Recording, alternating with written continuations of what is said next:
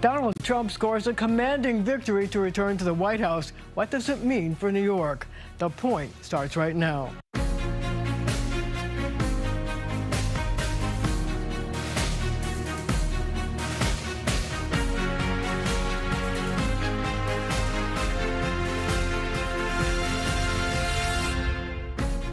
Ed Cox is chairman of the New York Republican Party, and he's here to talk about Donald Trump's commanding victory to win the presidency. It was a huge victory, and it was basically based on the fact that the irresponsible deficit spending of the Biden-Harris administration. That drove inflation up to 9%, the highest it has been since 44 years ago. And when 1980, when Reagan had a 44 state, now it wasn't double digit like that, but it was high enough that the people of paycheck to paycheck, who are 2/3 of the voters in this country, their paychecks were worth 4% or up to 15% less. They ran up their credit card debt. Their delinquencies are going up. They are hurting, and they voted against the present administration. That was why Donald Trump was able to get a larger number of minority voters than he'd gotten before. Look, it doesn't matter what your ethnic or your racial or anything. That doesn't matter. What matters is you're living paycheck to paycheck. Your paycheck's worth less, and you've got some real problems. And they voted that because Trump's administration. You know, Reagan back then, he won 44 states based on inflation and what it did to the working people's paychecks. Here, it was the same impact as back then, but Trump could point to his record that he had in his 4 years where inflation was minimal, real wages were going up, there was peace abroad, there weren't wars abroad, and the border was secure. So I think what New Yorkers want to know is this: what does this mean for New York that now Donald Trump is going to be back in the White House? Well, it means certainly any communications with me, Donald Trump always ended saying, Ed, work hard, we're going to win New York. He is a New Yorker. He built his career here in New York, or whether it was a career in the media or a career as a builder, and he's going to do everything to help us build the party here and to win the governorship here in New York. Well, we'll get to the governorship in a minute, but what about the money that New York has been getting from the federal government? New York City alone gets $8 billion. New York State gets more. Do you think that that will continue under a Trump administration? Well, I don't think they're going to decrease that. It depends upon the programs and what programs work, but they're going to certainly put into New York what makes sense for New York. So during the campaign, Donald Trump made a lot of promises about tax cuts. Lots of different tax cuts. And, you know, obviously here we're concerned about salt in the metropolitan area. I wonder, you know, given the fact that he's promised so many, do you think that he's going to be able to deliver on all of them? I know the talks have already been discussed in Washington about maybe there's going to have to be some pullback or be some income levels that are established so that they can afford to do everything. What's your thought on that? Look, he has promised that he is going to change the present cap on the SALT deductions, which particularly hurts us here in New York. And that was an important part of his campaign.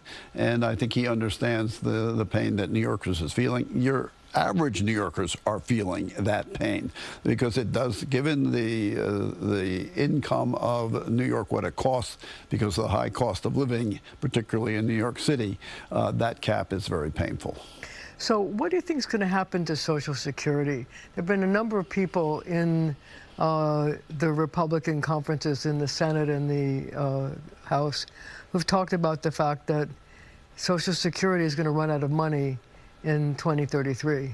And there's only going to be about 79% of the money coming in that they need to pay out the benefits. So what's the solution? And do you think that it will mean that there'll be a reduction in benefits by 21% in order to pay everybody? Look, that is all theoretical. It's in the future. He's got to deal with the here and now and the huge government deficits that are being run up. But he made it clear he is not going to hurt Social Security. He's not going to hurt Medicare. What about Obamacare or the Affordable Care Act? I mean, he has said that may need some reform, but he's said he's not going to end it. They tried it in the last administration, but people appreciate that. It does need some reform, and he's going to do that. So let's talk about the governor. The governor of the state of New York has, as you pointed out, low approval ratings. Do you think that she, because of what happened in this election, has any vulnerabilities? Oh, completely vulnerable. I mean, the fact that Lee Zeldin in 2022 ran against her, he was unabashedly pro-life, pro-Second Amendment, close to Trump, things that don't necessarily go over in New York on a statewide basis, and he won 47% of the vote. What he did do was he drew out the Republicans, got very excited about it. They came out en masse. That helped us win the 11 congressional seats that we did, and to make the majority in the House of Representatives. New York State Republicans were the majority makers of Congress in 2022. But in that election, the two most important issues in terms of Lee Zeldin making inroads in the Democratic Party were bail reform and congestion pricing. What issues do you think will rise to the surface in 2 years when you try to take Kathy Hochul out? His closing theme that people listened to as his campaign took off in the end was very simple: save New York. People want change here in New York. They realize it's going in the wrong direction. It has the possibility of losing its stature as the financial capital of the world, and losing its stature, as one pope called it, the capital of the world, and that would be a tragedy for New York State. They realize that the cost of living, the high taxes, the regulations, all the things that the Democrat Party, and particularly the progressive part of the Democratic Party that's driving its party now in the legislature and also in the city council here, is a complete disaster for New York. But what numbers are you going to look at? I mean, let's face it, there's still an overwhelming Democratic enrollment here in New York. What's the strategy for helping a Republican to beat that and convince Democrats that they ought to vote in your party instead? Look, it's very straightforward. The working men and women of New York. New York is a blue state. It's not California blue. It's not West Side Manhattan blue. It is blue-collar blue. And they are concerned about the basics. Look what Eric Adams ran on. He ran as a moderate. Safe streets, good jobs, good education. They need the basics here. That's what the working people of New York want. And that's what the Republican Party is ready to deliver. So there's talk that Mike Lawler, who just won a race to be reelected to Congress, could be thought of as running for governor. What do you think about that? He would be a great candidate. he is really a good politician in the best sense of the word. He understands what New York needs. He's been around it ever since he started working with the state party. He became my executive director and went on to run a gubernatorial campaign, then to work with respect to a county exec, and then to become a deputy supervisor, then elected to the assembly, and now elected to Congress. He is ready to do a major role for New York State. Do you think he could beat her? Could he? I think he could. I think others could also. Okay, well, we're going to have to leave it right there for now. But when we come back, we'll find out which one of our political experts predicted the Trump victory and won a box of cigars.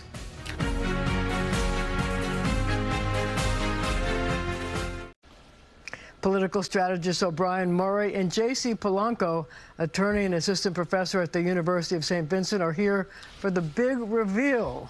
Who gets a box of cigars for predicting the winner of the election? And the winner is... this guy right here. Months ago. He predicted that Donald Trump would win. Yeah. And you offered a box of cigars, so you owe him a box of cigars. He had so little faith in my abilities to call an election and determine who might win based on my experience. Yeah. He said, it's got to be a box of cigars. Obie's such a nice guy. He's a good guy. He can't possibly want Donald Trump to win. I never used the word want. I predict, and will let you know. Okay, and guys, I told you exactly why. So why did Donald Trump win? I think Donald Trump won for many reasons. I think first, he saw large increases of Latino, African-American men support. I think that the economy was very important for people. And I think that for some reason, America decided that being impeached twice, January 6th, the indictments, the convictions, the vitriol, calling a vice president garbage, trash, all the things you could imagine were just not enough for them not to vote for Donald Trump, and they voted for him. JC, that's why he won. I was talking on election day. I was in Pennsylvania. I was talking to people up in Lawler's district. Woman said to me, "What's democracy?" They talk about January 6th, but their candidate that never went through a nomination. Please. That's not my words, JC. This is a voter. This is a woman, and they claim. So why do you think Donald Trump won? Because he apparently listened to the voters and Harris didn't. He won the popular vote. Harris got fewer votes than Joe Biden. JC, I call it the way I see it, based upon experiences. It's a gut, not a heart. Right. So basically it was the economy. Well, but also, it's a special election. Bob Turner, we did the special election. We have very few days to do it. Harris was not ready for the press at the beginning, and I commend her staff doing a fantastic job rolling things out and so forth. She should have been doing media for the past year to be ready so she could go out. You could tell that she had to work her way up to it. So was it a mistake on the part of the Democrats to have Joe Biden even run in the first place? Absolutely. Joe Biden made the mistake, and everybody else that surrounded him and protected him. What they should have done so many things differently, as we all know, but by her own ineptitude personally, saying, I need help. You know what it is? She should have voted for Biden. It was a huge mistake for him to run. But what we hear from Obie and what I'm hearing from voters that voted for Donald Trump is that they expected Vice President Harris to be absolutely perfect. I mean, former President Trump could go up there, talk about Hannibal Lecter, talk nonsense. I mean, gibberish for hours, and it wouldn't matter. But VP Harris had to be absolutely perfect. No. That's obscene, man. You're a professor. Let's look at politics for a second. Why did Joe Biden win? Why did Adams get mayor? Because the day one message was the same as election day, and it went to the voters. I guess I'm not being clear. You expect Harris to be absolutely perfect, but what we saw from Donald Trump was vitriol, divisiveness, and how in the world could the country overlook January 6th? JC, I don't understand it. Guys, did the Democrats make a mistake in dumping Biden? Was that a problem, and did that make it more difficult to even President Biden should not have been running, and at any point they had gotten him out would have been the right time. For this reason, when we look at him before he left the race, they at that point were slightly worse than they finished. They had an opportunity with somebody else. They had no opportunity with Joe Biden. So he had to step down as a candidate. But JC, the bigger picture here is, what the country needs to do to unite, is not go after Donald Trump. But you have the arsonist is not calling for the arsonist is trying to play firefighter. JC, no, you're not. But can you let me finish? Let him talk. Could you let me finish, please? The truth of the matter is that there were some blind spots that the Democrats had, in addition to some real issues that we have to talk about that I guess I'm not getting through, that she had to be perfect. That's obscene. The truth is that they were slow to immigration. I mean, we see 15 million people here come through porous borders, coming in our communities. We don't know who these people are. We were thinking that we didn't want to offend Latinos, so you waited too long. The truth was that the Manhattan prosecution was a mistake. There's prosecutorial discretion. He was over-prosecuted. People got numb to the prosecutions. There were serious crimes. Trying to steal the election in Georgia, the documents case. But those were real cases. The Manhattan case was an over-prosecution. In one day, he raised $100 million, Donald Trump, from that prosecution. That was over-prosecution, and it numbed the country. Felt sorry for him because prosecutors are going after him? I said that it numbed the country. I don't know if people felt sorry for him, but I know that a lot of people across the country felt he was being over-prosecuted. It was a mistake. On a purely technical level, the Democratic Party attacked him and thought they could get away, and I don't mean it negatively, in a way of running a campaign. So when he said it was a political prosecution, was it a political prosecution, but did people believe it was? It didn't matter. The perception was it was. And where Donald Trump has been public for so long, the expectations were set. That is history. And expectations in life on everything. I don't think JC agrees with you. I just don't agree. You know what I don't agree with?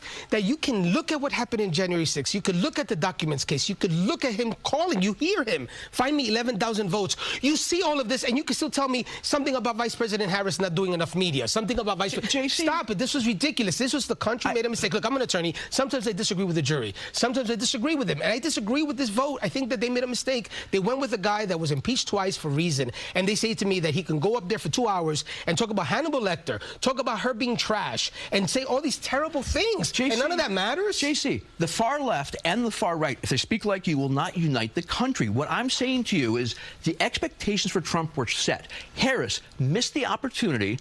to set the expectations because she didn't do it. What should she have talked about? Whatever it was should have been those 3 messages they decided that were comfortable for her, unique to her, and she believed in them, and be able to talk about them and run them from day one until the election. Did Harris make a mistake in how she campaigned? I think the first part was a mistake. They protected her from going out there. She was full of energy. She should have spoken to a lot of folks. She should have had those town halls.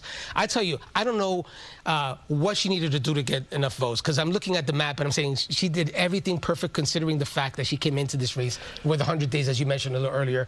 She could have been Jesus Christ, Obi. People would have voted for her. You know it, and they have their own reasons why. JC. They can hide behind, oh, it was the economy, even though... A lot of my voters voted for Donald Trump. I know they did, but they did JC. for various reasons. The fact, look, not every... Are you kidding me? JC, she did... You've heard me say this. The ellipse speech was fantastic. She was not perfect. She got better along the way.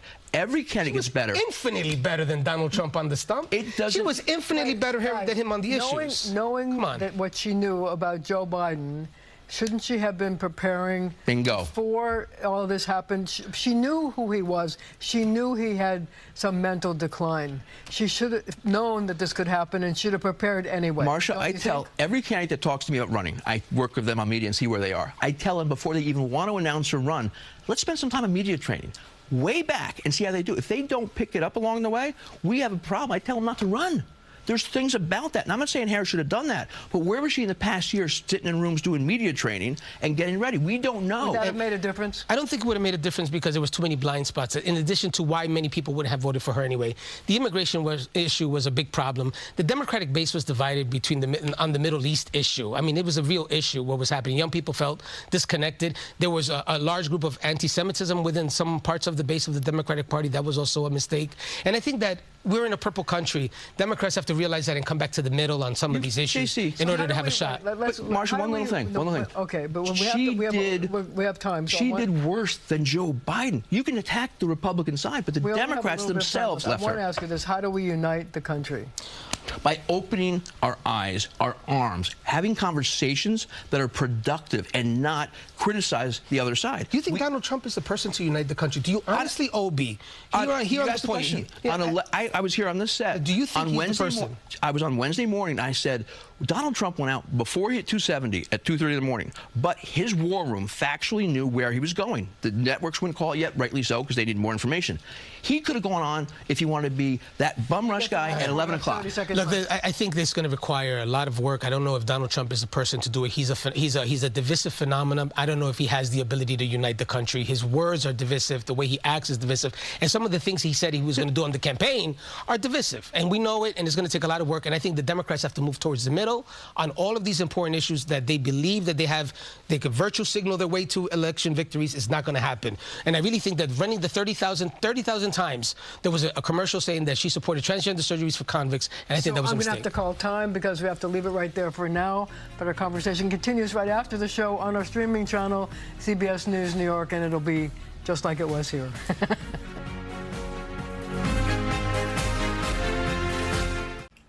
Thank you for joining me. Donald Trump was born and raised in the Big Apple and even owns a few buildings here. So how do his fellow New Yorkers feel about Trump 2.0 in the White House? They're weighing in on your point. The election's over. How are you feeling right now? Incredibly depressed. Traumatized. Awful. Pretty terrible.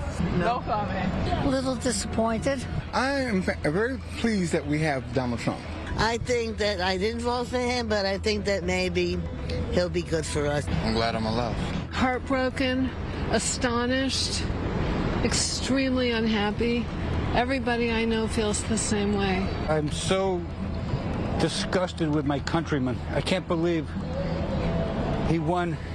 And not only that, I can't believe he won by a margin of, 5 million in the popular vote? I mean, that's ridiculous. There's something wrong with this country. The election's over. How are you feeling now? Great. I knew she wasn't going to win. How did you know? Yeah. Huh? She's complicit in a genocide. That's how I knew. God will never let evil win. I think the country needs to realize what pain everybody was in. People were in a lot of pain, and that's what he connected with. So what do you think the election was about? Honestly, brass tacks, racism, and misogyny. I think it was about financial. Inflation. it seemed to be about Trump. I think that this country is filled with people who are uneducated and ignorant, uninformed, racist, and sexist. The election was about us wanting better benefits and better life for ourselves. I honestly have no idea because I wasn't really following it or anything. The election was about the people speaking up that they're not going to be duped by lies that the president administration has shoved down people's throats. What do you hope for moving forward? See tomorrow. I don't know. It's really a bad day. That we speak to each other? Oh, I just hope for peace and, especially peace in Palestine. I hope that Donald Trump focuses on poor people. I'm hoping that Donald Trump keeps his word, doing things for us that he has said. I hope he keeps his commitment, and I believe he will, because one thing I'll say about Donald Trump, he doesn't lie. He really doesn't lie. This nation not to go to war. These imbeciles would have put this nation into war. Do you think that the country will be able to come together now after the election? I'd love for that to happen, but, I'm not too sure, honestly. I think we can, yes. We have before. No, I don't. I think it's never been farther apart. The country can do anything it wants to do. Absolutely. Yes, I do. How will we do that? I have hope that we'll have a positive attitude towards him, and he'll be positive towards us. By speaking to each other, by recognizing that who you voted for is not a reflection of whether you're good or evil.